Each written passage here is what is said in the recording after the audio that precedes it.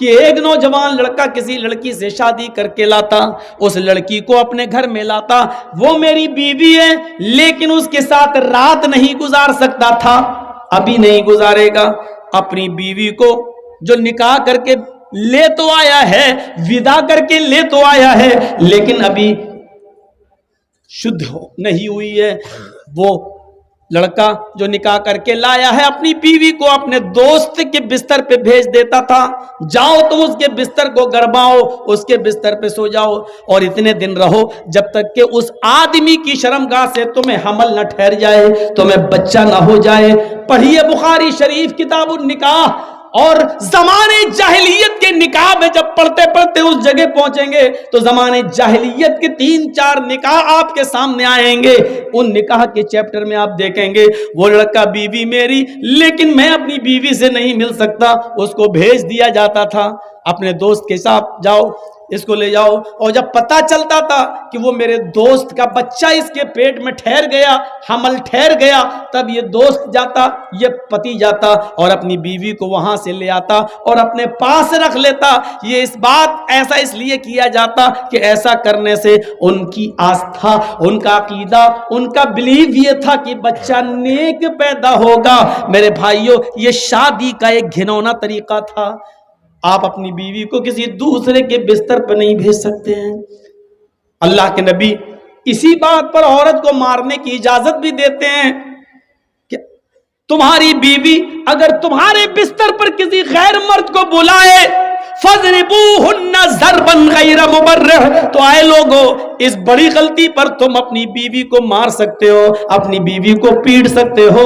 لیکن ایسی مار مت مارنا کہ جس سے اس کی پیٹھ پر نشان پڑ جائیں، جس سے اس کی پیٹھ پر زخم پڑ جائیں۔ ہلکی مار مارو، سزا کے طور پہ مارو، ایسی مار نہ مارو کہ جس سے اس کی پیٹھ پہ چوٹ کے نشان دکھائی دیں۔ لیکن مارنے کی اجازت یہاں دے دیے، صرف یہی ایک غلطی ایسی ہے کہ جس جرم پر اسلام، قرآن، محمد رسول اللہ عورت کو مارنے کی اجازت دے رہے ہیں، اگر وہ تمہارے بستر پر کسی غیر مرد کو بلاتی ہیں تو تم اپنی بیوی کو ایسی مار مار سکتے ہو جو چوٹ کے نشان نہ بنا دے، جو نشان ظاہر نہ کرتی ہو، ہلکی پھلکی مار مار کے اس کو سمجھاؤ۔ عرب کے اندر نکاح کا ایک طریقہ یہ بھی تھا، جانوریت ایک یہ کیا تھا، ایک خوبصورت لڑکی، اس کے پاس 3 سے زیادہ اور 10 سے کم لوگ جاتے ہیں، 3 بھی جا سکتے ہیں، 4 بھی، 5 بھی، 6 بھی، 7 بھی، 8 بھی، 9 بھی، 10 تک، 10 سے زیادہ نہیں، اور اس کے ساتھ زنا کرتے، اور جب بچہ پیدا ہوتا تو جتنے لوگ اس کے پاس اب تک آئے ہیں ان کو بلاتی، وہ سب کو ادھر آؤ، سب آتے، اور مجال نہیں تھی کہ کوئی نہ آئے۔ یہ سماج میں اصول تھا، جتنے گئے، عورت بلا رہی تو سب کو آنا پڑے گا، سب آتے، 3 گئے تھے تو 3 آئیں گے، 10 گئے تو 10 آئیں گے، 6 گئے تو 6، جتنے لوگ اس عورت سے ملے وہ سب کو بلاتی اور سب کو لائن سے بٹھال دیتی، سب بیٹھتے، وہ عورت سب کو کھانا کھلاتی اور کھانا کھلانے کے بعد کہتی تم لوگوں کو تو اپنا معاملہ معلوم ہے، تم میرے پاس آئے، تم میرے پاس آئے، تم میرے پاس آئے، تم نے میرے ساتھ زنا کیا، میرا جسم حاصل کیا، اب یہ بچہ پیدا ہوا ہے، اب عورت اس بچے کو اٹھاتی، غور کرو، یہ تقریریں شاید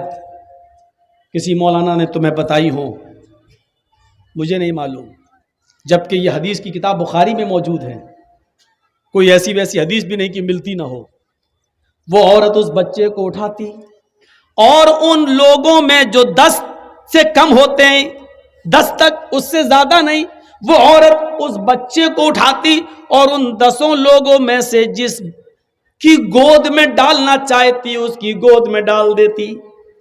وہ عورت اس بچے کو جس کی گود میں ڈال دے، یہ عورت اسی کی بیوی بن جاتی اور وہ آدمی اس کا پتی کہلاتا۔ اور وہ بچہ اسی مرد کا کہلاتا جس کی گود میں ڈال دیا گیا. اس طریقے سے اس عورت کو اس مرد کے ساتھ بھیج دیا جاتا اور اس بچے کو کھلانے پلانے کی ذمہ داری اس مرد کی اوپر عائد ہو جاتی. یہ نکاح کا ایک دوسرا گھناؤنا طریقہ تھا. ہمارے سماج میں یہ جانوریت ابھی بھی نہیں پائی جا رہی ہے. میرے بھائیوں، ایک عورت کے پاس چاہے کتنے مرد چلے جائیں، لیکن عورت یہ اچھی طریقے سے جانتی ہے کہ میرے پیٹ میں پلنے والا بچہ ہے کس کا. یہ عورت ہی بتا سکتی ہے، آدمی نہیں. یہ عورت ہی بتا سکتی ہے کہ وہ بچہ ہے کس کا. اس کی گود میں ڈال دیا.